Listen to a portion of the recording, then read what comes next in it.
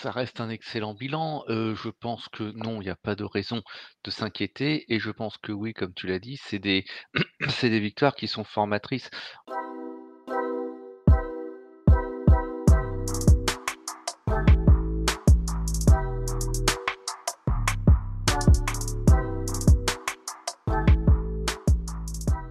Bonjour à toutes, bienvenue dans Tailgate, le podcast 100% NFL des équipes de The Field.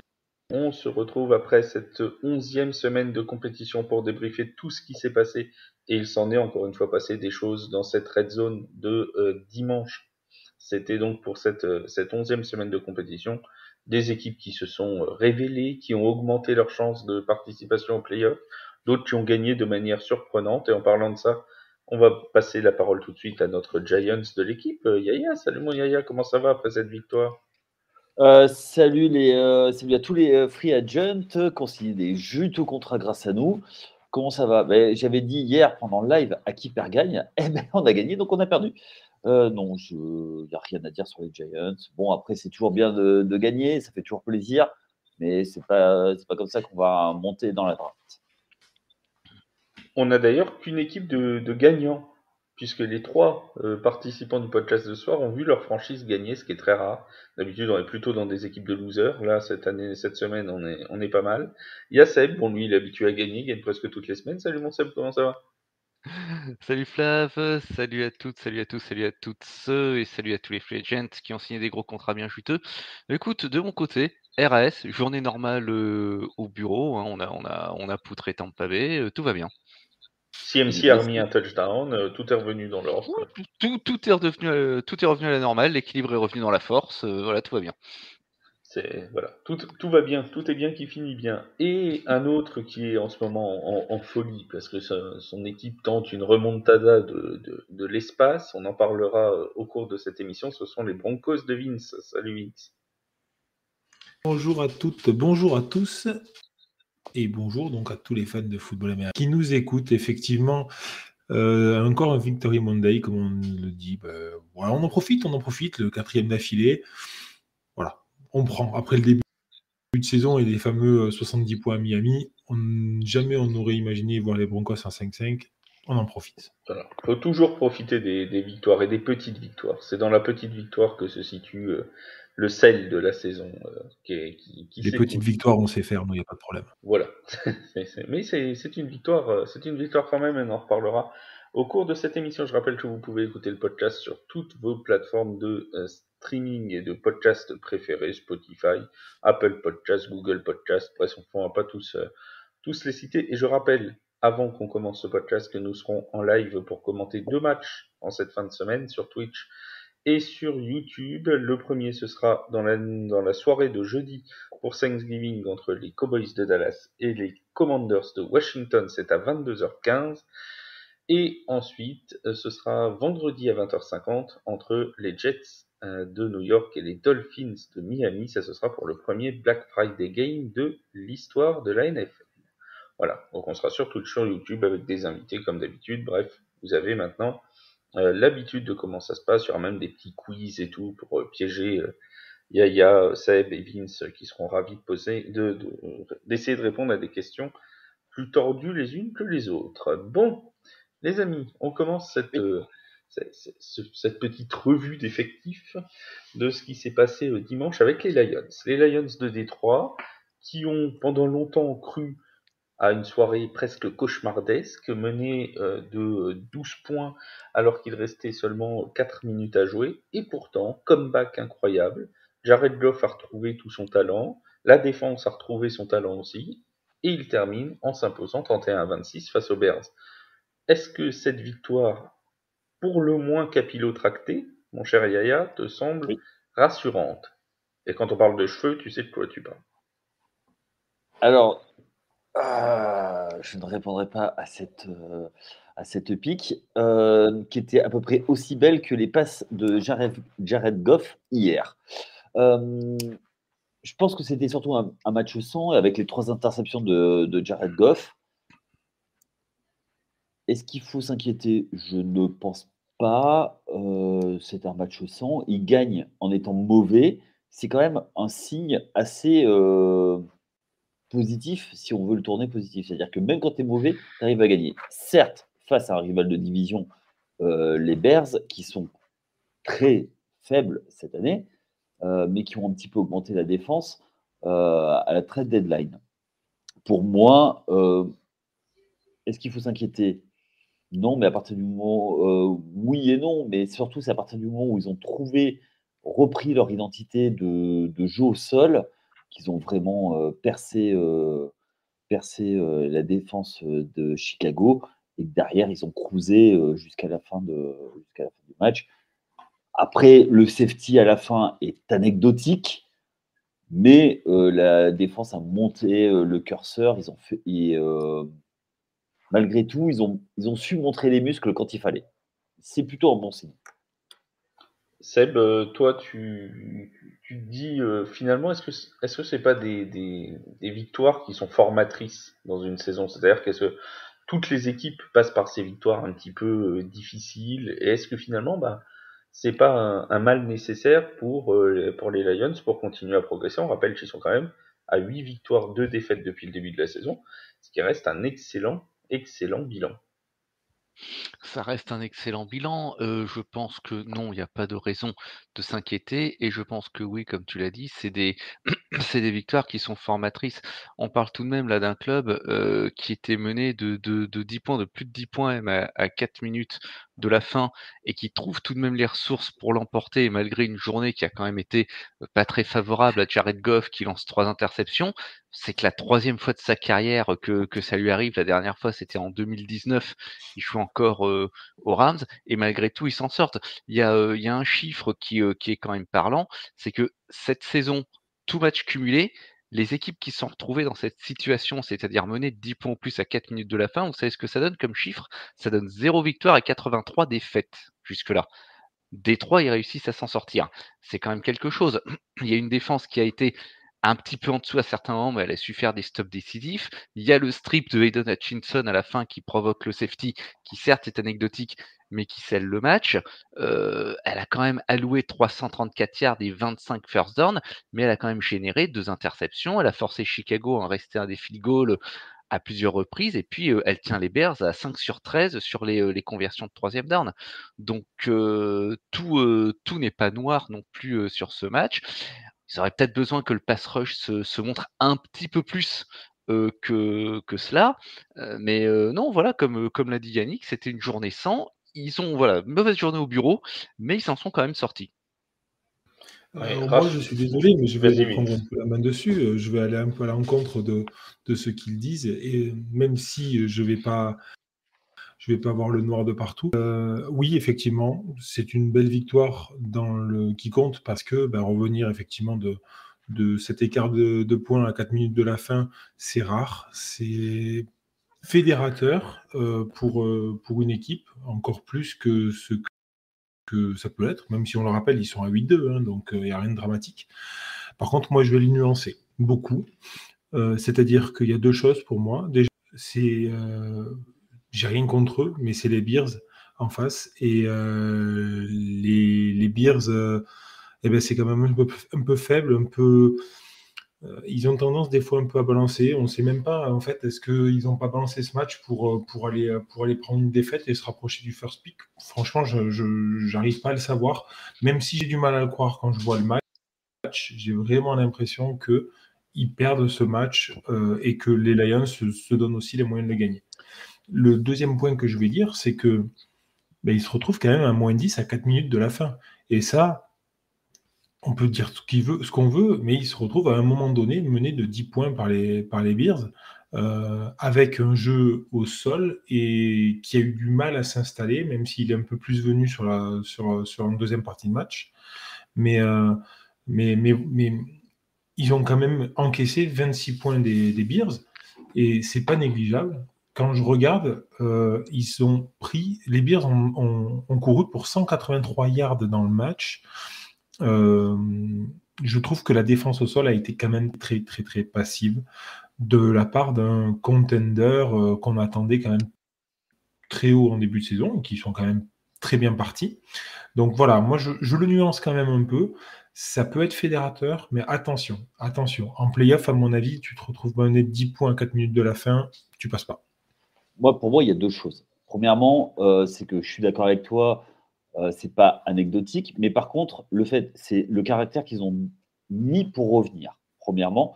Deuxièmement, moi, c'est plus un red flag en disant attention les gars, vous n'avez peut-être pas tant de marge de manœuvre que ça. Donc, du coup, voilà, c'est en ça où moi je dis bon, il n'y a pas trop à s'inquiéter. Effectivement, parce que c'est les Bears, ils ont peut-être été un petit peu les mains en haut du guidon. Donc, il y a ça. Et puis après, tu parlais de playoff. Il ne faut pas oublier que depuis, parce qu'il y a beaucoup la stat, c'est qu'aujourd'hui, à 9-10, la dernière fois que c'était arrivé, John Fitzgerald Kennedy était président des États-Unis, après 10 matchs à 8-2. Le dernier match, la dernière fois qu'ils ont gagné en match de playoff, depuis justement le décès de Kennedy, c'est arrivé une seule fois. Donc les Lions restent les Lions, on sait qu'ils sont capables du meilleur comme du pire, et pour le pire, ils sont le meilleur. Ils sont les meilleurs. Oui, alors justement, les autres années, on était plutôt habitués à les voir perdre des matchs improbables. Ils étaient plutôt habitués à mener et puis à perdre finalement dans les fins de match. Cette année, visiblement, ils ont trouvé la solution pour faire l'inverse. Juste une petite question supplémentaire sur les Lions, et vous allez me donner très rapidement tous votre avis. Je sens qu'il y en a qui vont rigoler, mais quand même, il faut que je la pose cette question. Ils sont à 8-2, les Lions. Si jamais d'aventure, nous rappelons que nous enregistrons ce podcast le lundi avant le Monday Night Football. Si jamais d'aventure les Eagles venaient à perdre contre les Chiefs, alors les Lions seraient à égalité en tête de la NFC. Question, est-ce que les Lions peuvent finir top seed? Tu les vois first seed NFC? Tu m'aurais dit ça en début de saison, je t'aurais dit c'est absolument improbable. Là, la façon dont se décide la saison, ça entre dans le champ des possibilités.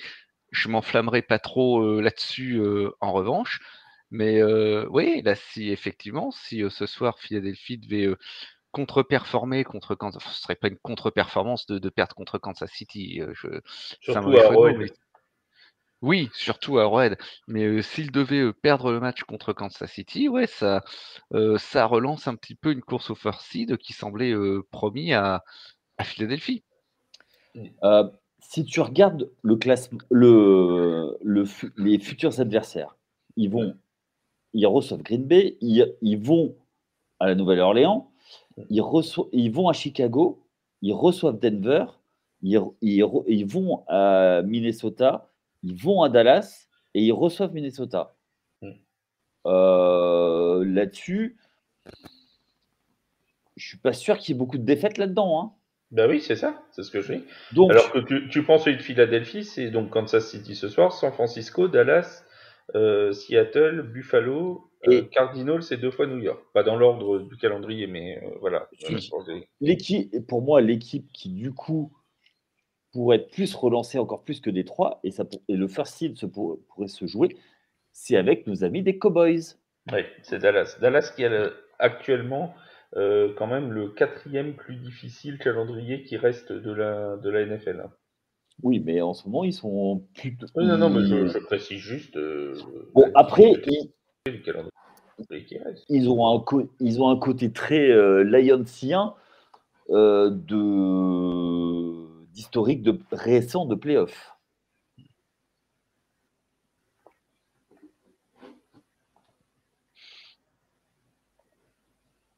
Oui.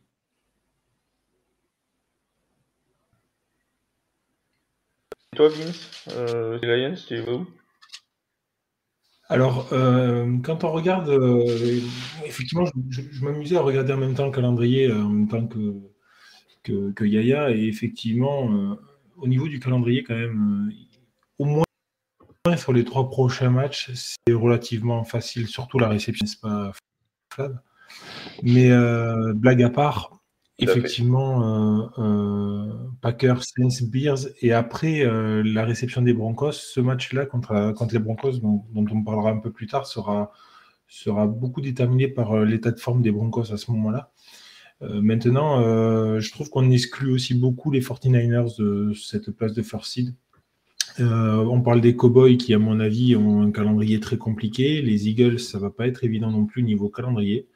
Mais il y a les Niners quand même. Et les Niners, moi, je les enterre vraiment pas. Je les vois bons. Maintenant, pour répondre purement et simplement à ta question, pour moi, ce n'est plus une hérésie de dire que les Lions peuvent être first seed à l'issue de la saison régulière. Ce qui aurait été en début de saison, pas une hérésie, mais quelque chose de très particulier, de pas beaucoup de monde qui l'aurait parié en tout cas. C'était une grosse cote, ça en tout cas c'est certain. Et t'imagines encore si on nous avait dit ça il y a 3 ans, que les c'est peut-être first seed, c'est quand même un truc de dingue. Bien, les amis, on a terminé sur les Lions, on passe aux Raiders, si ça vous va.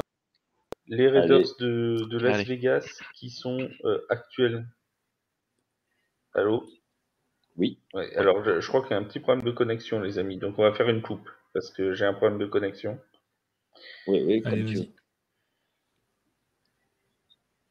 Ouais, alors attends, je laisse une coupe de 10 secondes et après on reprend.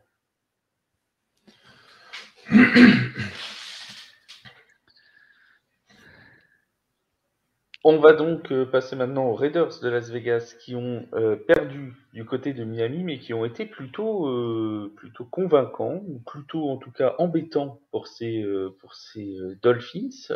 Ils les ont poussés, ils ont perdu seulement de 7 points. On s'attendait quand même si les Raiders étaient revenus à un certain niveau, Antonio Pierce avait repris on s'attendait quand même à une différence de niveau un petit peu plus grande, et pourtant, eh bien, ça a plutôt bien tenu du côté de Las Vegas, ce qui nous emmène à cette question, Seb, est-ce que les Raiders, finalement, seraient pas un peu le poil à gratter de cette deuxième partie de saison?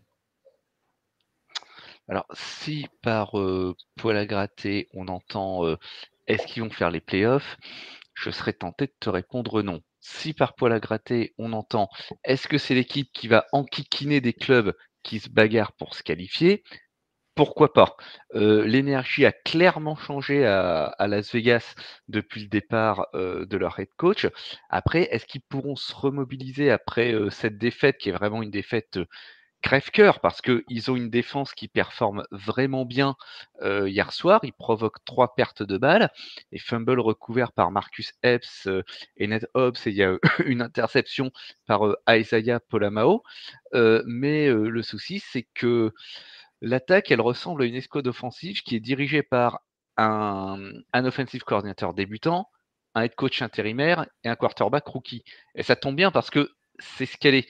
Du coup, c'est très conservateur et ça joue plus pour ne pas perdre que pour gagner. Là, par exemple, sur ce match, il réalise pas un first down en deuxième et troisième quart-temps. Alors, il y a des chouettes choses, hein. Il y a le TD de 46 yards par Davante Adams en premier quart-temps. C'était chouette, mais là, ils vont se prendre Kansas City 2 fois. Ça va être compliqué de leur prendre un match. Il va falloir plus que de l'émotionnel pour cela.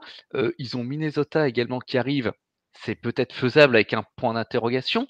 Ils ont Denver qui arrive aussi, Denver qui tente de revenir. Et là aussi, alors je vais reprendre les mots de Vince, ça va dépendre de l'état de forme des Broncos ce jour-là. Ils ont les moyens de mettre des bâtons dans les roues de certains clubs. Après, est-ce qu'ils ont un moyen de sauver leur saison? C'est possible, mais je pense que il y a peut-être une forme d'euphorie qui est en train de se tarir du côté de Las Vegas. Est-ce que Antonio Pierce c'est pas en train, Vince, possiblement, avec ses belles performances des Raiders ces derniers temps, possiblement de gagner un poste de head coach pour l'an prochain? Alors, en tout cas, ce qu'on peut clairement voir, c'est la différence qu'il y a entre le avant et le après. Ça, c'est indéniable et on ne pourra pas lui enlever. Moi, je voyais surtout une grosse défense des Raiders. Effectivement, comme l'a souligné Seb, ils ont marqué en fait, ils ont marqué 13 points en tout, 10 dans le premier quart, et après, ils en marquent plus que 3, et c'est tout avant la mi-temps. Après, ils marquent plus rien. C'est un peu problématique dans le sens où on voit quand même très bien que ça s'essouffle et qu'ils n'arrivent plus à avancer au bout d'un moment. Par contre, au niveau défensif, c'est très fort. C'est vraiment très fort. Pour répondre à ta question initiale qui est de savoir si ce ne sont pas un peu les poils à gratter de cette fin de saison, mais j'irai même plus loin. Est-ce que c'est pas le début, les poils à gratter depuis le début de la saison? Même si effectivement il y a eu cette période avant le changement de coach qui était un peu compliquée, ils ont eu une win à Denver en ouverture. Après, ils ont perdu des matchs qu'ils n'auraient jamais peut-être dû perdre maintenant dans leur état de forme actuel.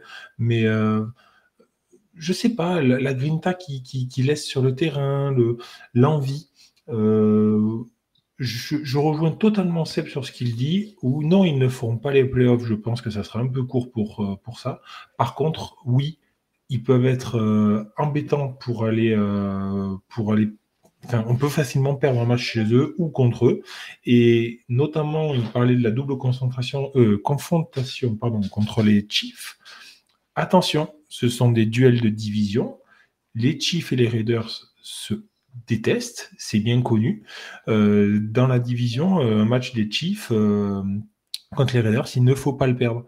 D'ailleurs, on le voit très bien dans la série quarterback de l'année dernière avec Mahomes. Il l'explique très bien. Donc, attention, ce sont des matchs très particuliers. Je ne les vois pas passer en play-off. Vraiment, pour moi, ils partent un peu trop loin. Hein. Ils sont quand même dans le négatif.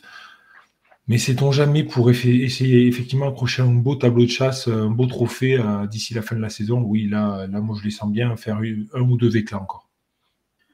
En parlant des Chiefs, et avant de donner la parole à Yaya sur les Raiders, une info qui vient de nous parvenir, qui est de la plus haute importance, puisque apparemment Taylor Swift ne participera pas dans les tribunes au match entre les Eagles et les Chiefs, ce qui est quand même une terrible nouvelle pour Travis Kelce, qui devrait normalement donc faire un match à moins de 50 yards ce soir. Et voilà, c'est la prédiction que l'on fait.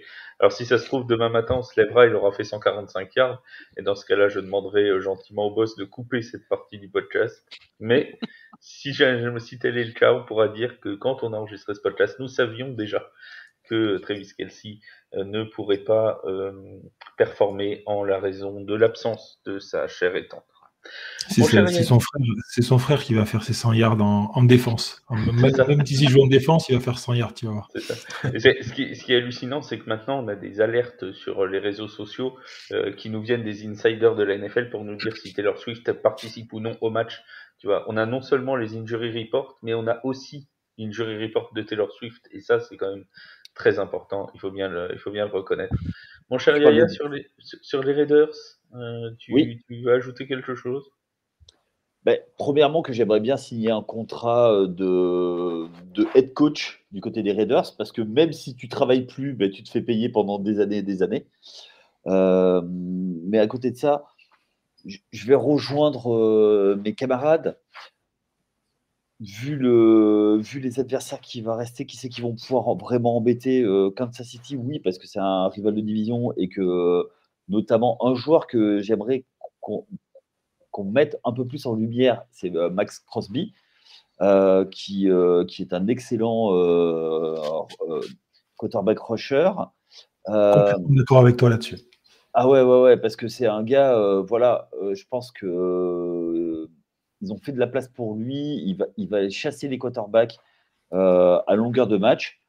Ensuite, ils ont l'opportunité surtout d'aller couler les autres rivaux de division, qui sont les Chargers, parce que les Chargers, c'est à deux doigts d'exploser. Donc, ils peuvent aller chercher une deuxième place de division, peut-être où ils sont à la lutte avec Denver.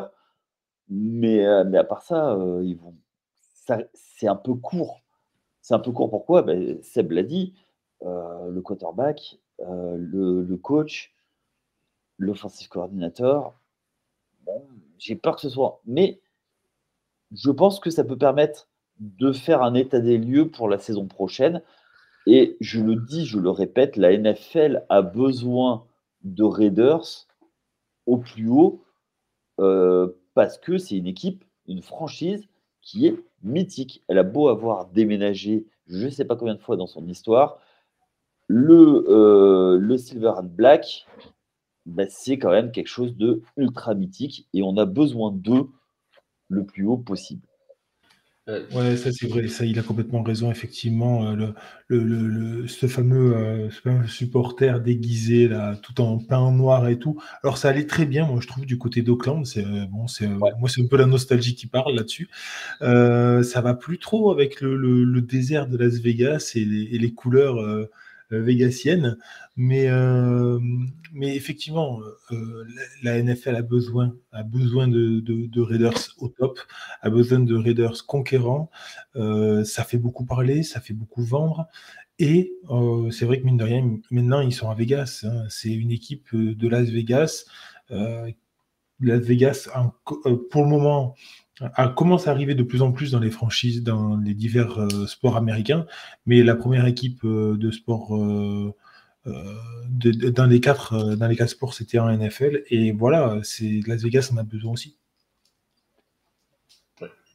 Tout à fait. Et en tout cas, on va suivre ces Raiders avec beaucoup d'intérêt, qui sont dans la division d'une équipe qui tente, j'aurais envie de dire, une chevauchée sauvage. Et ce sont les Broncos de Denver qui sont partis à plein galop vers une remontada incroyable, puisqu'ils étaient bien mal embarqués, et Vince va nous en parler mieux que personne. Lui qui porte Sean Payton sur l'autel de l'adoration, il va pouvoir nous en parler. Ces Broncos qui étaient bien mal partis et qui, maintenant, semblent complètement transformés. 4 victoires de suite, dont la dernière cette nuit contre les Vikings du Minnesota dans un comeback assez incroyable là aussi. Est-ce que Vince, les Broncos sont finalement partis pour nous faire une saison pas si mauvaise que ça et possiblement aller chercher les playoffs? Est-ce qu'on y croit du côté de Denver? Bon, alors déjà, Flav, je suis désolé de te répondre, mais Shane Payton sur l'autel de l'adoration, c'est Ouais, c'était plutôt pour te quoi? taquiner. Je te taquine. Non, bon, alors, non, très franchement, je suis simplement heureux actuellement, forcément, en tant que supporter des Broncos. Pourquoi? Parce qu'on voit ces matchs-là et on voit ces matchs-là qui nous échappaient avant et qu'on gagne. Alors, pour nous, suiveurs un peu français des Broncos, j'avoue qu'on a un petit groupe dans lequel on parle et on échange un petit peu. Le tournant, on l'a clairement vu après le match des Bears, après la première mi-temps du match des Bears. Donc, pour rappel, on a enchaîné une défaite historique contre Miami, où on s'est pris 70 pions. C'est une boucherie défensive. On ne fait rien, on ne montre rien, on n'est pas au contact, on est à une distance de fou. On n'y croit pas. On fait le match des Bears derrière en prime time d'ailleurs, que tout le monde dit oh là là, c'est un match, il va être horrible, Broncos-Bears, alors que les Bears étaient très mal partis aussi. Et à la mi-temps de ce match, il se passe quelque chose. Peut-être qu'on le saura, peut-être qu'on ne le saura pas, j'en sais rien. Des petits ajustements défensifs, des choses comme ça. Et depuis cette mi-temps-là, moi, j'ai retrouvé une défense des Broncos qui me fait envie de regarder un match. Parce que là, Russell Wilson a toujours été là depuis le début de la saison. Seulement, il était noyé. Hier, on gagne 21-20.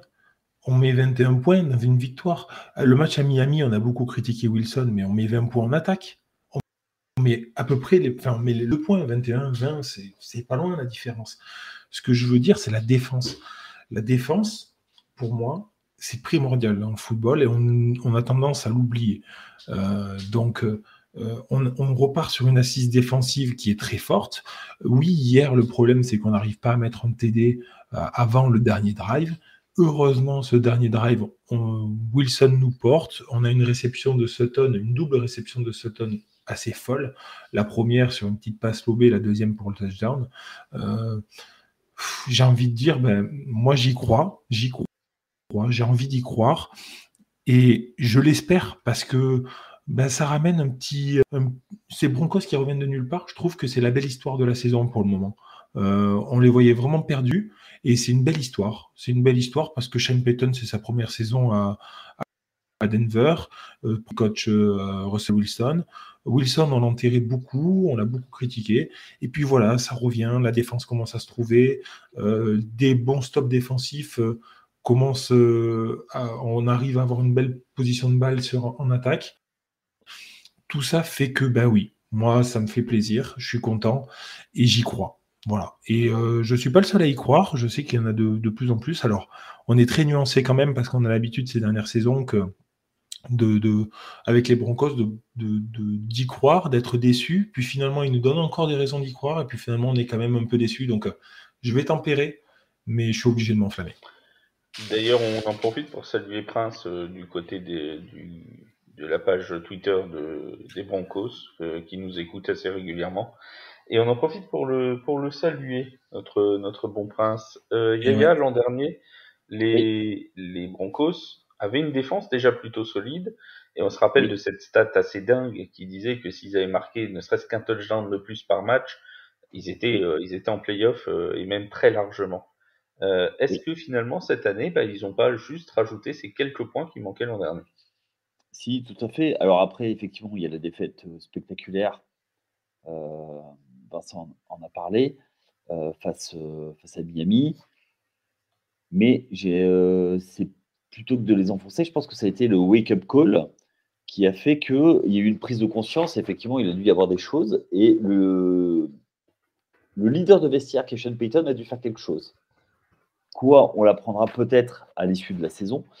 Je pense que c'est une équipe qui est au début d'une histoire. Donc du coup, je pense que c'est chouette ce qu'on voit. Après, il y a quelques petites carences, mais c'est normal puisque c'est le début de l'histoire. Je pense que le duo Russell Wilson, Sean Payton continue d'apprendre à se connaître et fait ce qui est bon pour développer cette franchise. Alors, je ne vais pas mentir, c'est pas une franchise que j'apprécie énormément, que je regarde avec attention. Mais quand je tombe dessus, je regarde avec curiosité, puisque je suis fan du jeu. Donc, peut-être il risque de partir d'un peu trop loin encore pour aller jusqu'au playoff, mais ils sont toujours dans la course. Est-ce qu'ils n'auront pas perdu trop d'énergie bêtement sur certains matchs avant? Mais c'est le lot des équipes qui débutent. Seb, un petit mot sur ces Broncos? Moi, je voulais revenir sur la perf de leur défense. Effectivement, la saison dernière, on disait que leur force était la défense. On avait l'impression de l'avoir un petit peu perdue en début de saison. Et là, depuis plusieurs matchs, elle revient en force. Ils ont pris un de leurs points forts, c'est le fait d'avoir pris 12 ballons à leurs adversaires sur les 3 derniers matchs. Et rien que la nuit dernière, voilà, il y a un fumble provoqué dès le 3e jeu du match par Kareem Jackson. Et c'est également une défense qui a mis sous les ténoirs 2 des grosses cylindrées de l'AFC tout de même, que Kansas City et Buffalo. Un point qui est à noter, c'est que depuis la week 7, ils sont la meilleure défense en termes de scoring. C'est-à-dire que depuis la week 7, ils encaissent 16 points par match. Auparavant, de la week 1 à la week 6, ils sont 23e en scoring. Le progrès, il est fulgurant en 6 semaines et je pense que c'est cette défense qui va permettre de les maintenir dans les matchs et qui peut leur permettre de continuer à avancer. Après, attention à ce qui arrive là sur le calendrier. Il y a Cleveland, il faut aller à Houston, il va falloir aller à Détroit également. Donc il y a quelque chose trappe sur la route et la marche est peut-être un peu haute. Ouais, alors justement, moi, j'en profite, Seb, pour bien rebondir sur la question du calendrier. Tu as parlé de ces 3 matchs-là. Division compliquée, on vient de parler des Raiders. Ils vont aller quand même chez les Raiders et ils vont encore aller chez les Chiefs. Donc ça fait quand même 5 matchs assez compliqués qui restent. Je voulais rebondir moi sur quelque chose. Les Chiefs, c'est bon. Hein. C'est bon, c'est fini les Chiefs. Ouais, ils vont aller chez les Chargers, par contre. C'est les Chargers. Ils les ont joués qu'une seule fois, les Chiefs, les Broncos? Non, deux fois. Non, deux fois. Les Ah, deux pardon, fois, ouais. excuse-moi. Alors, Deux excuse-moi. fois. Alors, effectivement, Non, pardon, j'ai tu peux être confondu. sauvé là-dessus. Ah ouais, Tu peux oui, souffler, c'est les Chargers qui doivent encore jouer 2 fois. oui, ça, Et c'est comme ils sont sur courant alternatif, comme dirait un grand présentateur, bien vu. Je pense que le plus périlleux pour eux, là, c'est ce qui arrive. Il y a Cleveland, ils reçoivent Cleveland, ils vont à Houston. Ensuite, ils vont aux Chargers. Bon, moyen moins, quoi. Et ils vont à Détroit. Après, c'est réception des Patriots, réception des Chargers, et il faut aller à Las Vegas pour finir la saison. Donc, il y a quelques victoires à prendre, mais là, il y a sur les 4 matchs à venir, il y en a 3 que moi, je vois compliqués. Hein. Ouais, mais s'ils s'en sortent bien sur les 3 là, ça les met en vrai run pour les playoffs. Tout à fait, tout à fait. S'ils prennent quelques victoires sur ces 3, s'ils prennent 2 victoires sur ces 3 là, ça les place bien. Hein. 2 sur 3, on serait positif à l'issue de ces 3 matchs-là, et effectivement, c'est un gros boost. Après, moi, je tiens juste à nuancer, attention par rapport au match d'hier, et ça va commencer à poser problème. 46 yards à la course sur tout le match hier soir. Il faut quand même faire attention à ça.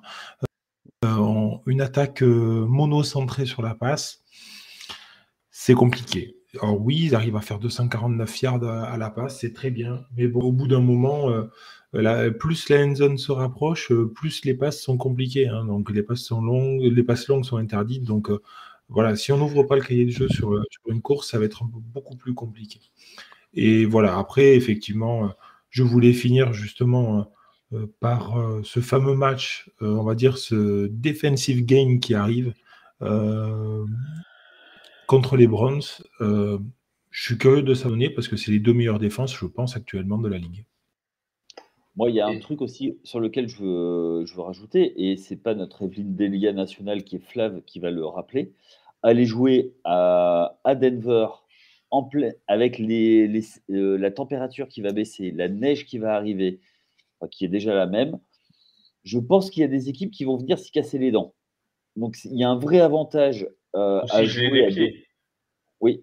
Oui, tout à fait.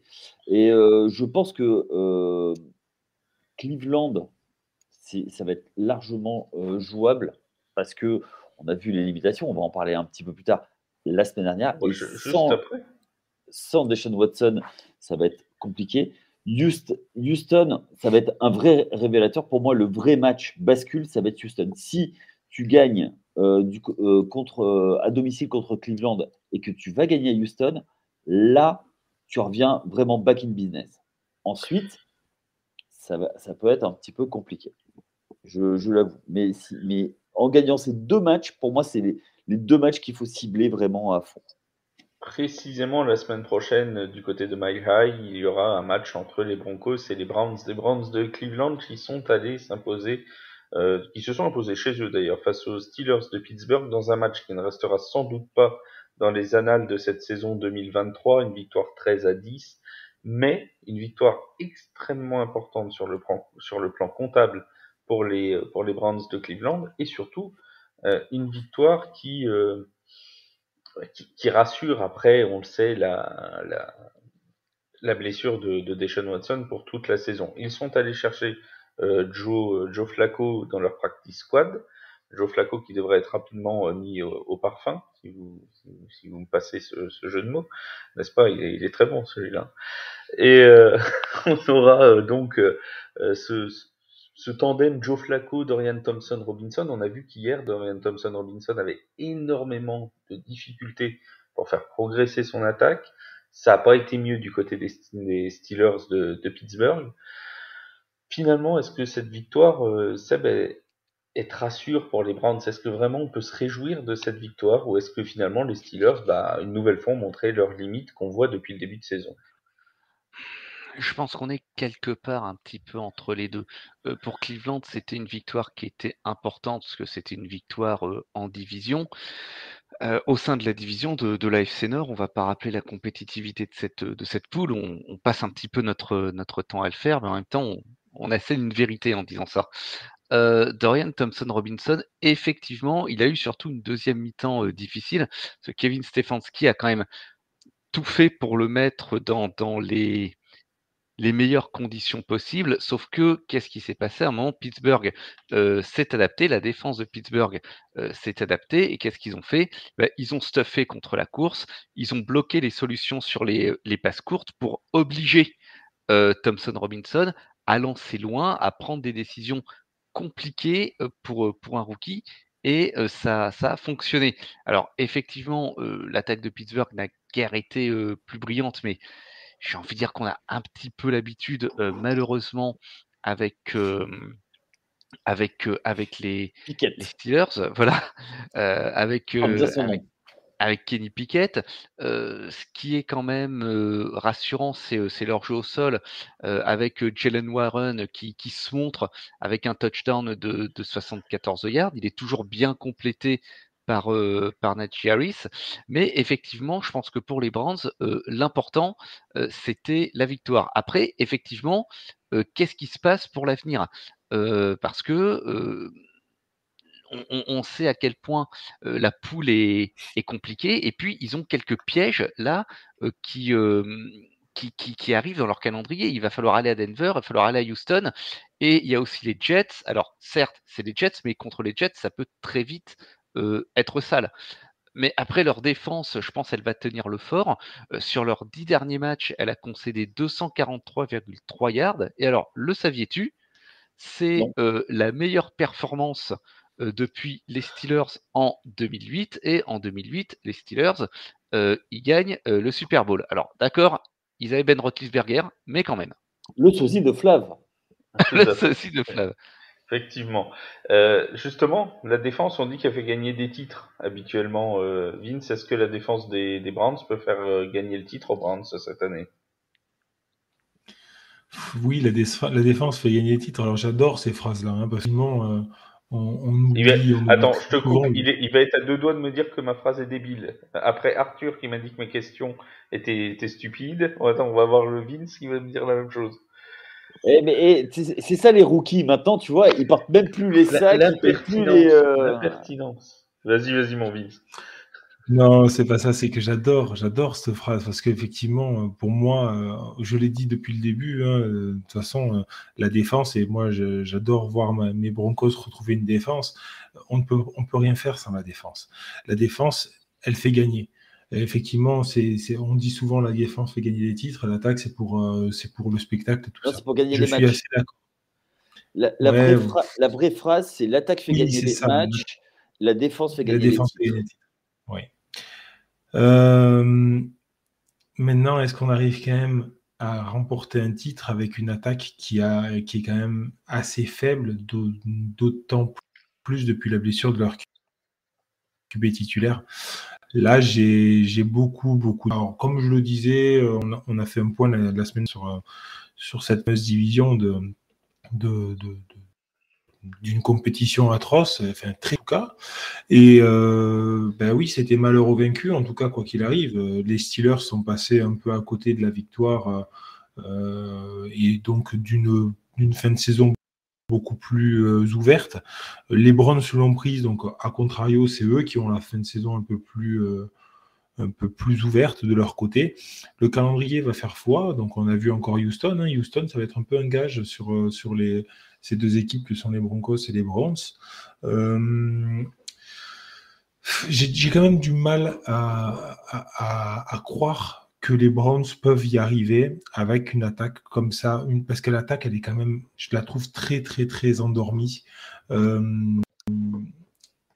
défense surprendra tout le temps. La défense, elle est très incroyable, très sûre d'elle. Voilà. Par contre, il va y avoir un peu se bouger en attaque et des solutions un peu plus diversifiées, parce que c'est quand même un peu souvent la même chose. Et puis voilà. Ouais, mais Est-ce après, que... je voulais juste rajouter Oui, une petite chose, parce que je trouve que du côté de l'attaque des Browns, le vrai problème, c'est les blessures. Nick Chubb qui se pète en tout début de saison, c'est quasiment 60% de ton attaque qui part. Maintenant, tu as Deshaun Watson en plus. ça devient compliqué, quoi. Moi, je pense que Attends, ça va mais se- ils sont dans une division où tu sais que les blessures sont légion. Oui, mais c'est pas parce que les blessures sont légion que si tu peux parer à toutes les éventualités. Et là, pour autant, Yaya, en plus, il parle quand même de deux personnages, deux personnes en attaque, Nick Chubb et Deshaun Watson, qui sont quand même prépondérantes dans le jeu. Bah oui. Ouais. Déjà, donc dans le jeu de Et, passe, et d'équipe en on a vu, V1, on Chubb a dans vu, le jeu de course. et on a vu à Mari Cooper un peu plus sur le match que d'habitude. On voit qu'il recommence à avoir quelques ballons, qui même si c'est le receveur numéro 1, il est là. Même si c'est pas encore fabuleux, bon, faut pas oublier non plus qu'en face, c'est une défense élite, hein, les Steelers. Ils sont pas réputés pour être les plus accueillants du monde. Donc, voilà. Je lance une bouteille à la mer. On va voir si quelqu'un s'en saisit. Joe Flacco, vous y croyez chez les Browns? Non. Vous croyez que ça Alors, peut donner quelque Pour être derrière, chose? juste une Non, chose, non, pour être vous derrière le centre, précipitez pas. oui. Hein. Pour être derrière le centre, oui. Après, le type, il a l'habitude d'évoluer dans un club qui, avec une défense qui massacre tout et une attaque qui fait le minimum syndical. Donc, d'après lui, il est élite. C'est Joe Elite Flacco, d'après lui. oui, c'est Joe Elite. Ça a toujours énormément fait rire, ça. Espérons que ça se termine pas en Joe Flacdo, quoi. C'est ça, le truc. Aïe, aïe, aïe, Ah, aïe, il est aïe, aïe, Oh aïe, là aïe. là il là est en là, ah forme. là là Il là est en forme quand même là. ce soir. Il est en forme, il est très en forme ce soir. Non, après, si effectivement on a un petit peu les cold feet, si on a une arrière-pensée au sujet de Dorian Thompson-Robinson, bon, au moins il y a quelqu'un qui arrive derrière qui sait ce que c'est le boulot. De là à dire que ça va sauver l'offense, il y a quand même une marge, hein. Il y a même tout le cahier, donc je parierais pas sur Joe Flacco en sauveur. Très bien. Après, il fera le taf. Hein. Ah oui, non, mais il fera le taf, hein. J'ai pas dit le contraire, attention. Oui. Mais bon, déjà qu'avec Deshaun Watson, ils attendaient un dynamisme qu'ils n'ont pas forcément eu. On va pas non plus se mentir là-dessus. C'est pas Joe Flacco qui va enflammer une attaque, hein. Ouais, mais il y a juste un. Bon, on va dire que. Excuse-moi, Vas-y, Vinci. Yaya, excuse-moi. Juste un truc, c'est que quand il a fallu driver à la fin pour aller mettre un field goal à la dernière seconde, bah, ils l'ont fait le drive quand même. Ah oui, ils l'ont fait le drive, hein. Je ne dis pas le contraire, attention. Donc, Je ne dis pas le contraire. c'est pour ça que, en fait, après, vous, les gars, vous serez peut-être plus fort que moi. Est-ce que c'est un problème de plan de jeu à un moment où parce que un peu trop conservatrice, parce que on a un quarterback rookie, où on n'a pas Oui, confiance, et à la fin, ben, il faut y aller, donc bon, vas-y, lâche les chevaux et voilà quoi. c'est pas une question de confiance, c'est une question de réussir à le mettre dans les meilleures conditions, de mettre un quarterback rookie qui a joué un match jusque-là dans les meilleures conditions possibles, au sein d'une équipe qui joue peut-être la tête de division, mais au moins qui va se battre pour les playoffs et face à un rival de division. Donc oui, le fait que ce soit conservateur, moi ça me choque pas. Ça me choque pas. Trop conservateur. Ce que je disais, c'est trop conservateur. Voilà. Mais quand il a fallu Ouais, mais driver, on va rappeler, comme tu l'as dit, hein, Nick Chubb et Deshaun Watson. C'est deux pertes fondamentales et effectivement, retrouver ce QB rookie là dans un duel de division contre les Steelers, on sait très bien en plus l'amour fraternel qu'il y a entre ces équipes. alors les Steelers, ils ont surtout beaucoup d'amour pour les Rabbits. Ils ont un côté condescendant envers les Browns. Oui, C'est mais pire. tout le monde, toute la ligue, côté condescendant vers les Browns. Mais bon, après, voilà, les marrons, ça arrive à l'automne, donc ben, tant mieux pour eux.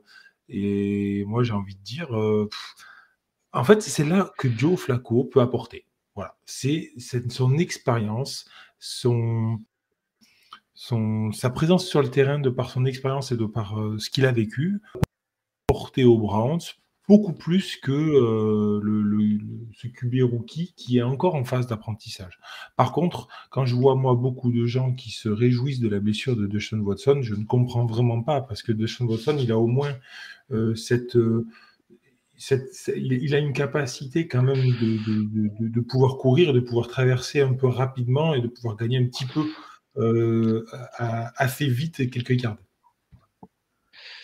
Je vais pas me lancer sur ce sujet-là. Ouais, je pense que les gens qui se satisfont de la blessure de Deshaun Watson sont plus dus à ses affaires hors NFL que... Non, disons que ça, moi je trouve que ça récompense sa carrière d'activiste pour les droits des femmes. Voilà. Et voilà. Je pense que beaucoup de suiveurs de la NFL, mais on va pas refaire le débat parce qu'on avait dit l'an dernier qu'on n'en parlait plus, mais beaucoup avaient souhaité qu'il ne puisse pas tout simplement rejouer en NFL après tout ce qui s'est passé dans ces affaires hors NFL. Et je pense que le fait qu'il soit blessé pour certains se disent que c'est un juste retour du karma. Voilà. Ni plus ni moins. Mais Alors, après, je ne dis pas que c'est ce que je pense, je dis juste que c'est... Voilà.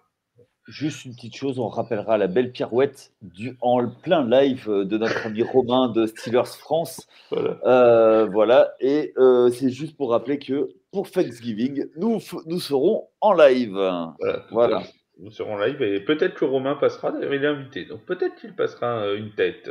Ce serait avec grand plaisir parce que podcast. c'est un super gars. Voilà. Et il a des choses à nous raconter.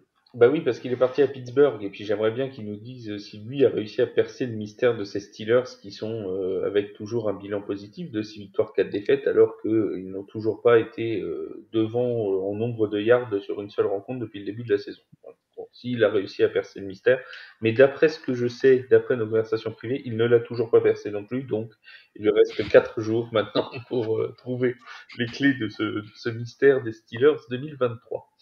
Hier, ils étaient pas loin d'être devant un yard. Ça aurait été drôle qu'ils perdent un match en étant devant un yard. Ah oui, ça aurait été marrant. Ça aurait été cocasse, oui. C'est vrai que la scène aurait été cocasse. Ce qui était cocasse aussi, c'était cette attaque des Jets de New York et cette défaite contre les Bills de Buffalo. Alors on va parler davantage des Bills, même si à la fin on fera un tout petit point rapide sur les Jets parce qu'on a une question d'un auditeur sur les Jets.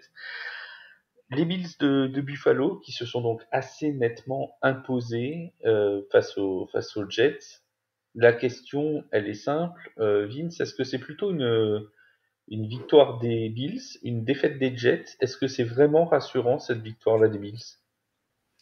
On se retrouve un peu dans le scénario dont on a discuté la semaine dernière de la victoire des Niners à Jacksonville. Et un blowout complet. Ben là, c'est pareil.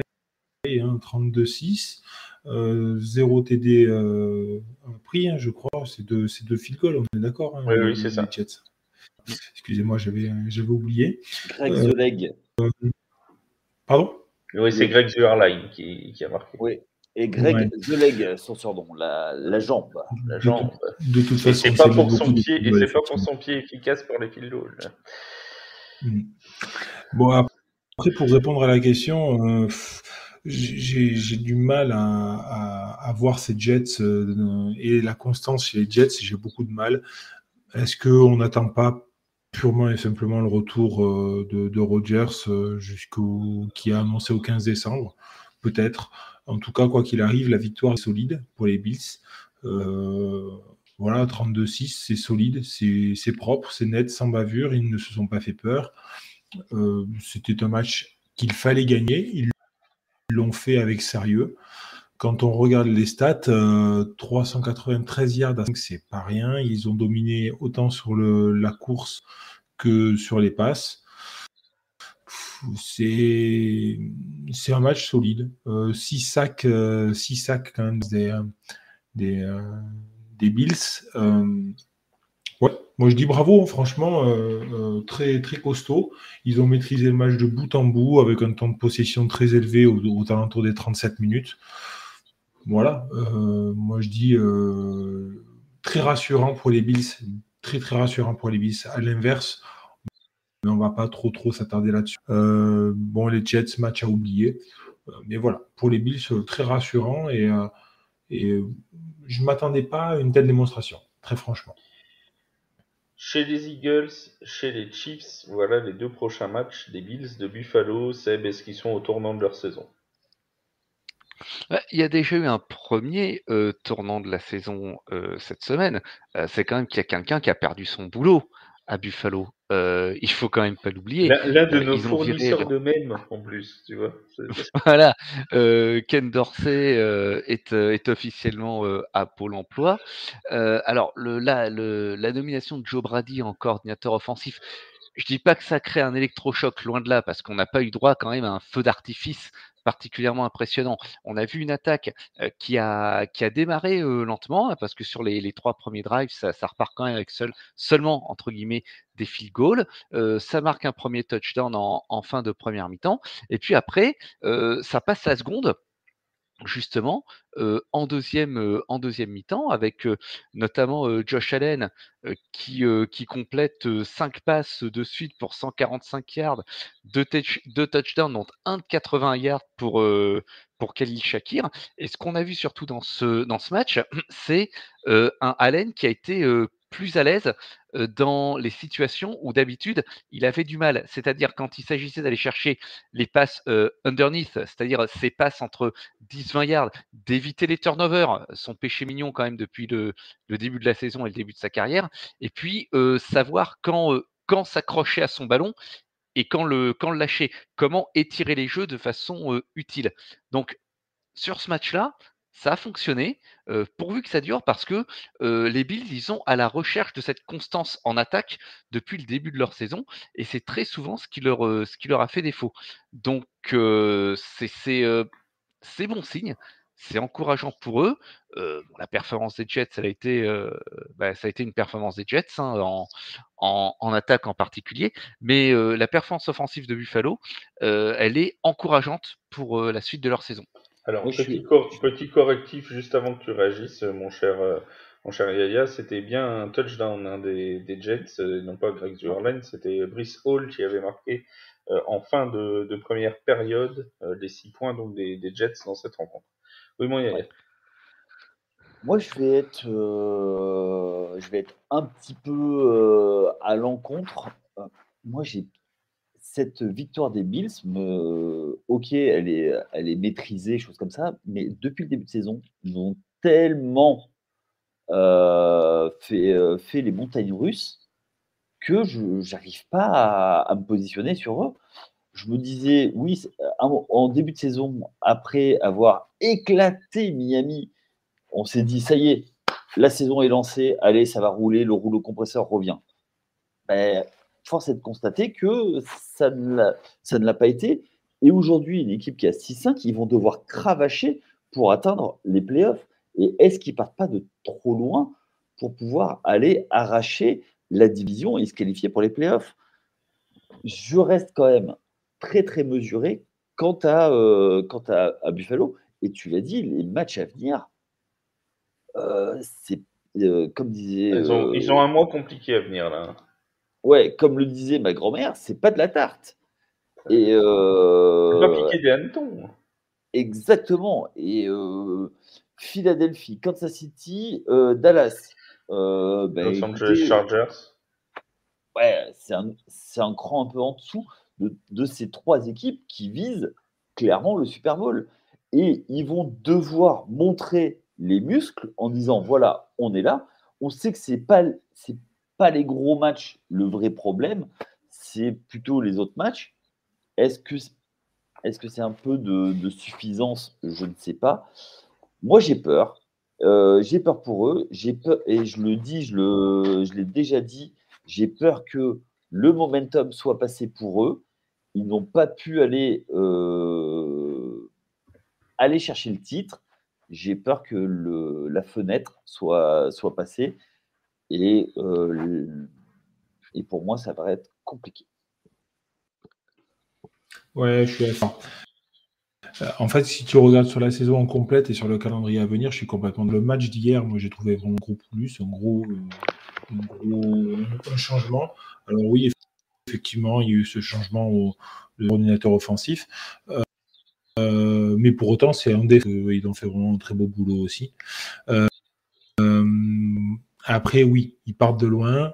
Ils ont perdu des matchs qu'ils n'auraient pas dû perdre aussi avec les ambitions qu'ils avaient. Moi, c'est surtout ça que je vois. Et c'est ça qui est gênant parce que ils vont arriver avec ces trois prochains matchs, comme tu l'as dit. S'ils en prennent un, c'est déjà pas mal. Et s'ils en prennent un sur trois, ça voudrait dire qu'ils seront pile poil à l'équilibre. Quand on voit la bourre qu'il y a dans cette.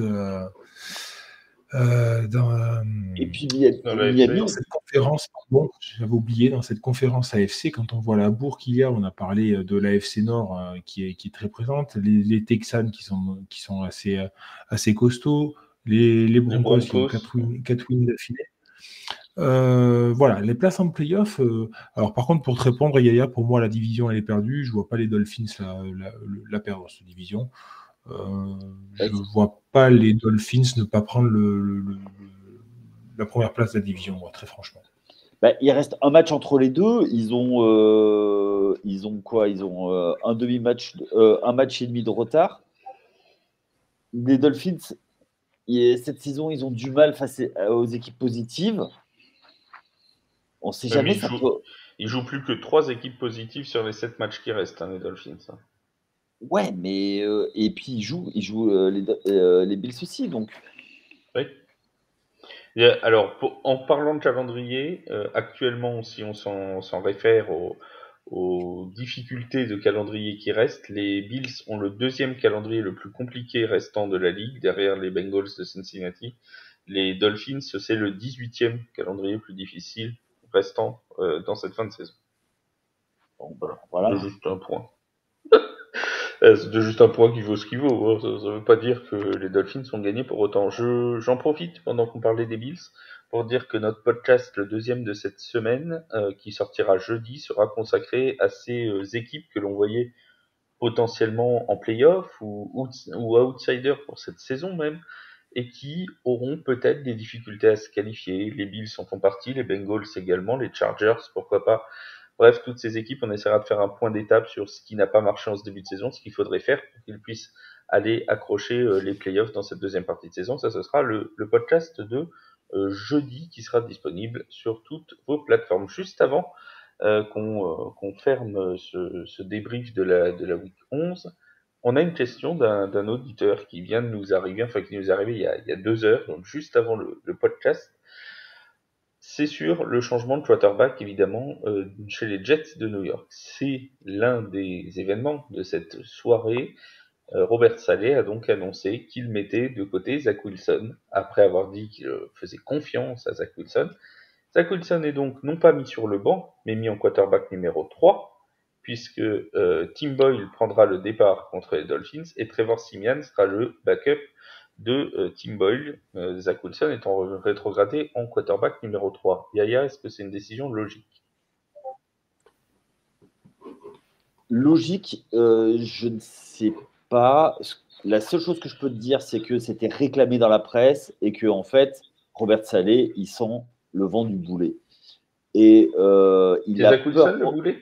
Non. Je voulais pas le dire comme ça. Je n'aime pas dire du mal des gens, tu le sais bien. Non, il avait la pression et je pense que c'est un peu un panic move.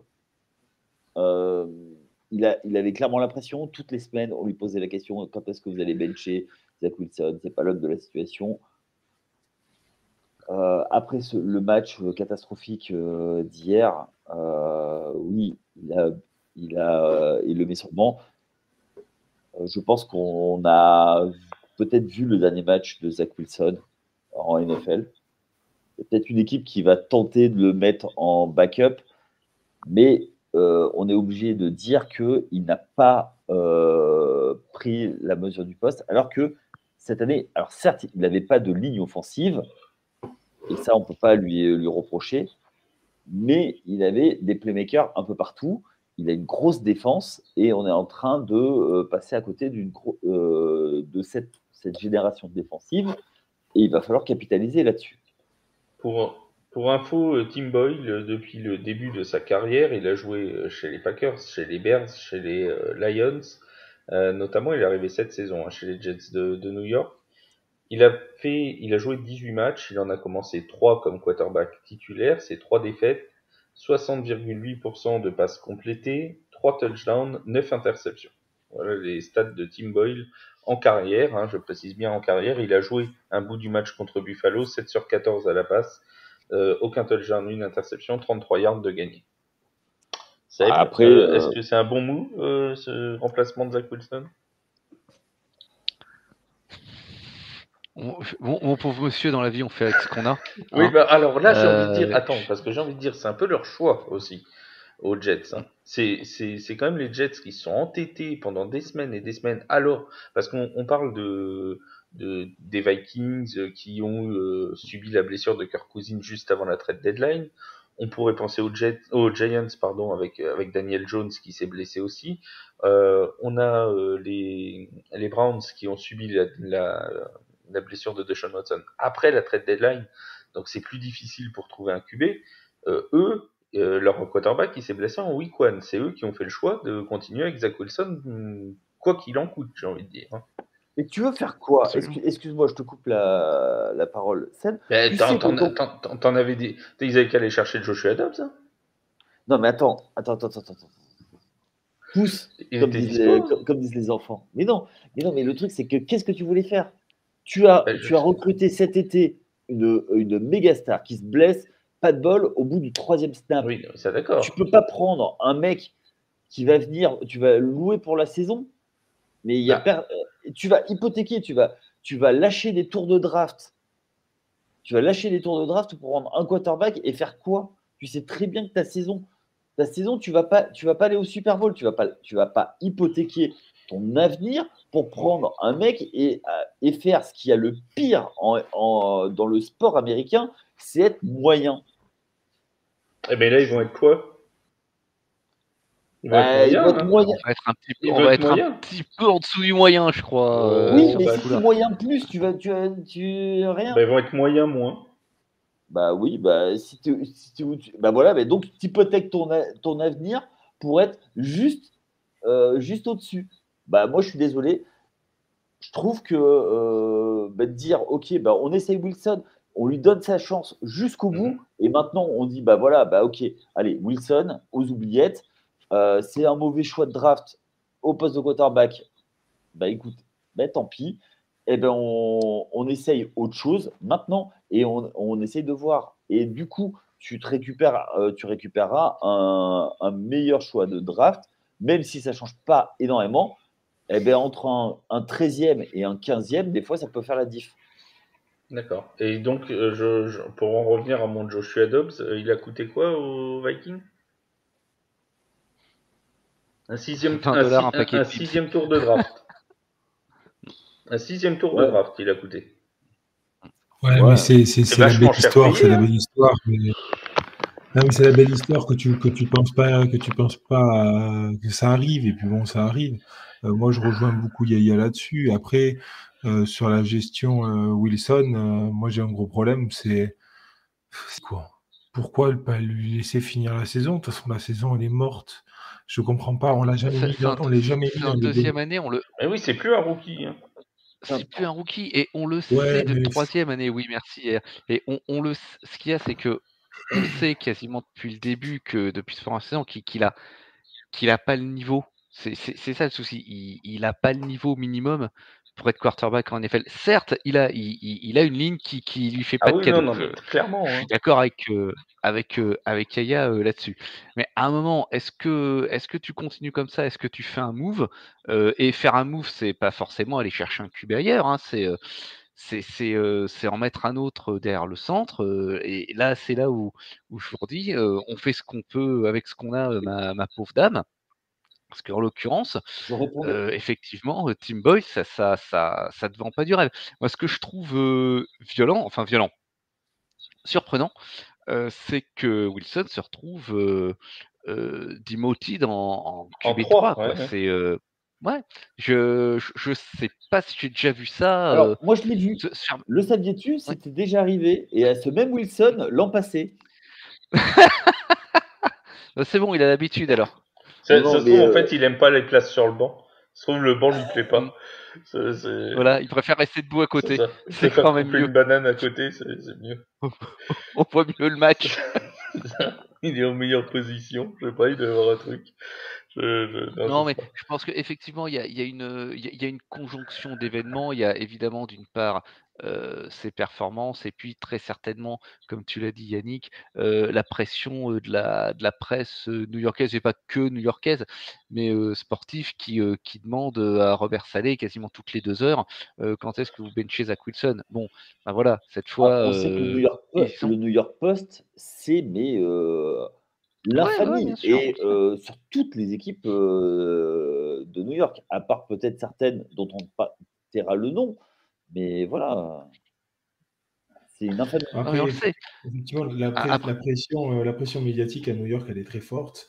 Mmh. La question, elle revenait tout le temps. Ça, on peut le débattre, hein, En même temps, elle était mais légitime. Hein. effectivement. Oui, non, mais bien sûr. Mais Ah ce que je veux oui. dire, c'est que là, on arrive dans un moment de la saison où les Jets savent très bien que la saison, elle est pourrie, elle est morte. Et ben donc il dit bon ben vous savez quoi, ben je vous écoute et je vais le sortir et je vais mettre l'autre et on va voir ce que ça va donner. Ben, si ça marche, et le et problème c'est que en plus de ça, les médias diront tout de suite ouais ben pourquoi Il vous fallait l'avez le pas fait mettre 3 avant, semaines avant. voilà. Et si jamais c'est ils diront oui mais c'est parce qu'il n'a pas eu le temps, il fallait le mettre avant. Donc quoi qu'il arrive. Eh ben, oui, ça c'est certain. On en revient juste en une seconde à cette affaire d'Aaron Rodgers, quand même, qui a donc dit qu'il voulait revenir pour mi-décembre. À quoi ça sert, du coup, parce que si j'ai tout compris, la saison des Jets c'est fini, ça sert à quoi? Pour moi c'est une question d'assurance, je pense, non? Ou une question d'ego, parce qu'il a dit qu'il reviendrait à la fin de mmh, saison?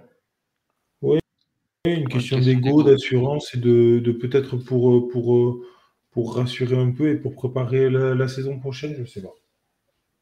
Parce que bon, on est d'accord que s'il revient et qu'il se répète en week 16, alors que les Jets sont à 5-10, bon, ça va être moyen comme Je move j'aurais quand j'au même. Hein. j'aurais même si ça devait se produire, ce que l'on ne souhaite Ah pas ben non, ça évidemment, évidemment pas. je je n'aurais même plus de mots pour qualifier la situation. La saison des Jets. Je n'aurais plus de mots pour qualifier, déjà que la blessure dès le 3e snap, c'était quand même quelque chose d'unique, d'impensable, là, si ça devait se produire, Alors, je sais pas. d'impensable. Le Impensable mot, ça non, serait puisqu'on rappelle, jetsien. voilà, Jetsien.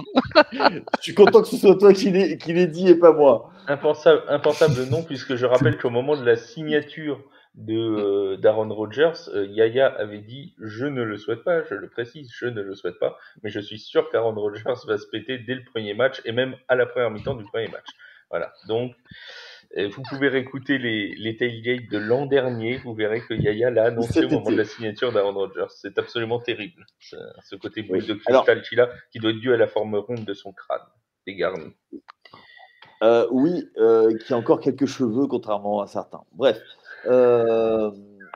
juste Aaron Rodgers, moi je comprends qu'il veuille revenir. Je pense que là, la grotte où il va, méditer pour La prendre ses grotte, hein, décisions, la grotte la avec un grotte G. grotte Oui. où il va méditer, il doit faire froid en hiver, donc il va chercher à se mettre au chaud et le au chaud, c'est sur un terrain. C'est pour ça, à mon avis, qu'il veut absolument revenir. Voilà. C'est sur ces bonnes paroles que nous allons nous quitter. Alors on rappelle que On n'a pas nous les aurons... actions de la semaine? Ah c'est vrai, attends, juste avant, je vais rappeler quand même qu'on aura la chance de commenter la première cette saison de Tim Boyle en direct face aux Dolphins de Miami. Ce sera vendredi à 21h pour le premier Black Friday Game avec des invités exceptionnels. Quelques joueurs des Mousquetaires devraient se glisser parmi ce live. Nous y reviendrons en courant de semaine. Oui, vos actions de la semaine. Vas-y mon Yaya, toi, je sens qu'il en a préparé une. Alors c'est le premier touchdown de l'année des Giants. Oui, vas-y mon Yaya. Absolument pas. Pour moi, l'action de la semaine, c'est le lineman des Steelers qui, quand Myles Garrett a pris un casque des Steelers à la main pour le donner, lui a vite pris des mains en lui disant non, toi tu touches pas au casque. Voilà. Moi, j'ai trouvé cette action mais tellement morte de rire. Enfin, moi, j'étais mort de rire quand on se rappelle que Myles Garrett s'était pris une suspension parce qu'il avait pris le casque de Mason Rudolph et l'avait frappé avec. Voilà. Ils sont pas rassurés dès qu'il a un casque à la main. Exactement. C'est pas le bon moment. Mon Seb, t'as une action, toi, de cette semaine? Un truc qui t'a plu, une équipe? Tes 49ers? Deux, moi, il y en a une qui m'a fait rire, qui est pas grand-chose, c'est Jerry Jeudy, le receveur des Broncos, qui après une réception réussit à feinter un cornerback en faisant une pump fake, comme s'il allait faire une passe en avant, et le type saute comme s'il allait contrer la balle. C'était magnifique. Mais on va être un petit peu sérieux, là, 2 secondes. Juste deux noms, une perf. Brock Purdy, Brandon Ayuk, 76 yards, un touchdown, le plus long touchdown de l'année, et on reparlera de la soi-disant incapacité de Brock Purdy à lancer des balles profondes. Merci, bonsoir. Voilà, c'était le moment. Brock Purdy qui est d'ailleurs sur un rating absolument exceptionnel sur les deux derniers matchs. Des doutes avaient éclos pendant la mauvaise période des 49ers. Visiblement, il vient de les balayer du revers de la main, notre cher ami Brock. Vince, est-ce que toi, il y a un petit truc qui t'a plu hormis la victoire des Broncos? Alors déjà, j'avais la même action un peu rigolote que celle de Seb, à savoir cette pump fake du receveur des Broncos. Ça m'a fait mourir de rire quand je vois l'OLB qui croque. Ça m'a vraiment fait rigoler. Après, pour moi, la plus belle action, c'est quand même une action qui est très courageuse à tenter, qui est très forte. La 4e et punt des Vikings, forme en fake punt pour une course.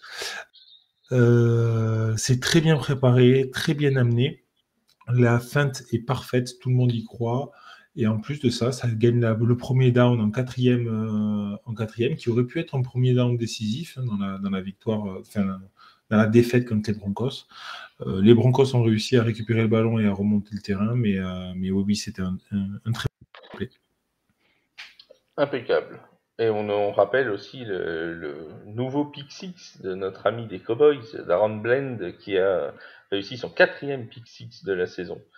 Ce qui n'est pas rien puisque c'est le record NFL et peut-être qu'il va battre le record dès le jeudi devant nos yeux ébahis pendant que nous commenterons la rencontre, on le rappelle, entre les Cowboys de Dallas et les Washington Commanders. Ce sera jeudi à 22h20. Oui, il a un inconvénient pour réussir, pour battre ce record, c'est qu'il ne joue plus les Giants. Donc, il n'y aura pas Tommy DeVito pour lui offrir un pick six de plus. Et oui, mais c'est comme ça, il aura Samuel la semaine prochaine. Nous verrons s'il a digéré la dinde et s'il pourra performer pendant ce match de Thanksgiving. Tu connais la tradition, hein, si tu gagnes le match, tu vas manger la dinde en direct avec John Madden, feu John Madden. Voilà. Et nous mangerons nous aussi notre dinde en live à 22h25. Pendant ce live exceptionnel, jeudi, on rappelle donc les deux rendez-vous, ce sera jeudi 22h20 et vendredi 20h50 pour 2 matchs commentés en intégralité. Mon cher Yaya, merci beaucoup pour ton expertise, comme d'habitude. Merci Seb, merci Vince. Merci à toi, Flav, d'avoir mené les débats de main de maître.